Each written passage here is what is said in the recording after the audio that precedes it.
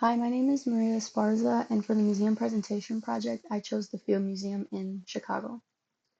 In this course, we covered from the 1500s to present day, so my first couple of artifacts are from the Aztec Empire. This is a picture of tribute jewelry, some ornaments, and a gold star specifically. And items like these were traded in from hot countries in the south, such as the Gulf Coast, where the ornament is from. And the stuff like the tribute items were part of the tribute system in the Aztec Empire, which was really existential to their culture. It was responsible for a lot of the wealth, power, and control within that empire. So these are precious items, the tribute jewelry, and they were not available to everyone.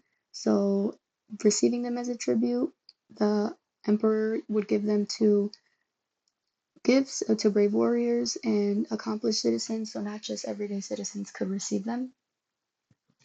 And this next artifact is also from the Aztec Empire. This is an religious statue, and when the Aztec Empire fell in 1521 to the Spanish and the Spanish colonial rule started, they had sought to eradicate Aztec culture, so statues and stuff of this nature, they were destroyed. And as we've seen in the last slide, the precious metals like gold, they were actually melted down into coins by the Spanish.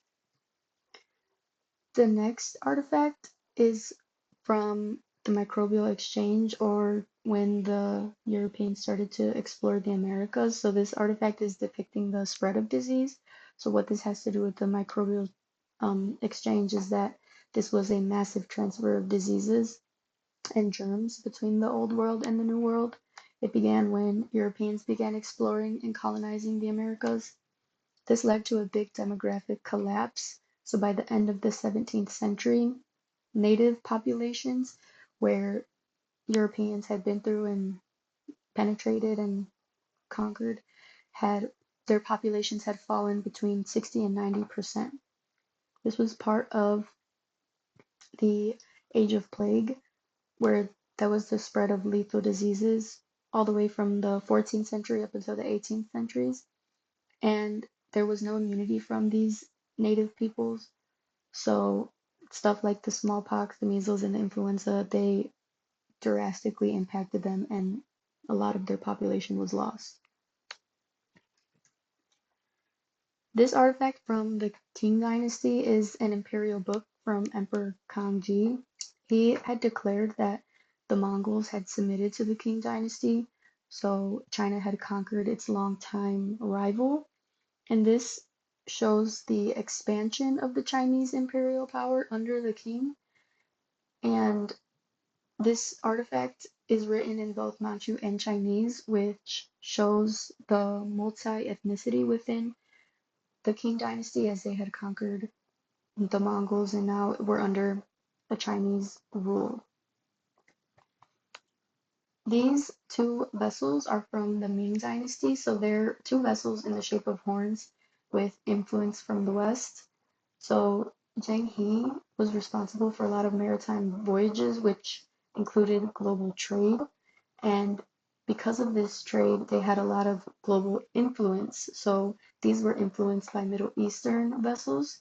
However, even with the influence that they had from foreign places, this is still an example of distinct Chinese culture because of the material that it's made from and because of the designs that it has.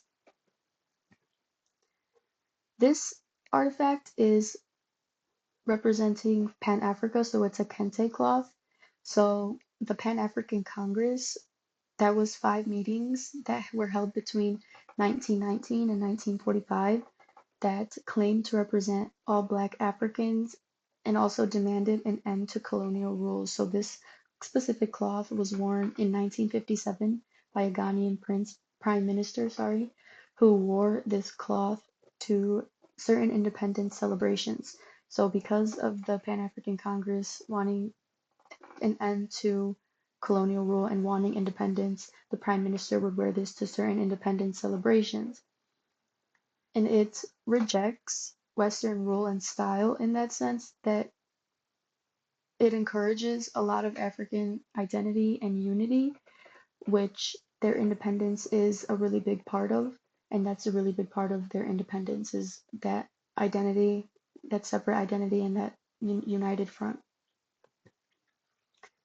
This gold figurine is from Colombia. So Tairona and Muisca were pre-Columbian societies, and before there was Pacific side Colombia, so they were always in touch with cultures of the high Andes, like the Chan Chan, who were responsible for a lot of trade with Colombia. So gold figurines and ceramics like this alike were traded within them and held a lot of influence with each other. This next artifact is from the Inca, so it is a gold statuette from Ecuador. The Inca were people of Peru established in northern Ecuador to central Chile, and that is what really demonstrates their expansion is from one ex place to the next, their expansion all the way from northern Ecuador to central Chile.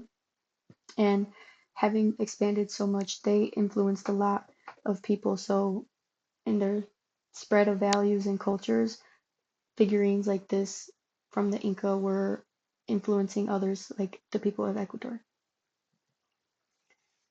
Overall, the Field Museum provides extensive knowledge behind their exhibits and artifacts.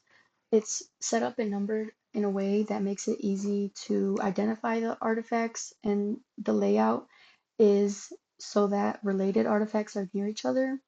Its educational value is high as they have descriptions for all the artifacts that they have directly under them. They're numbered, you can identify them easily. And the way that the exhibits are set up draw attention to the artifacts. So for example, they are lit up certain ways to highlight certain artifacts. And overall, the way it relates to the course is that they have a lot of artifacts that are from different time periods and not just focused on stuff from present day. They go thousands of years back, like how this course does. So overall, it does have a lot of educational value and relation to this course.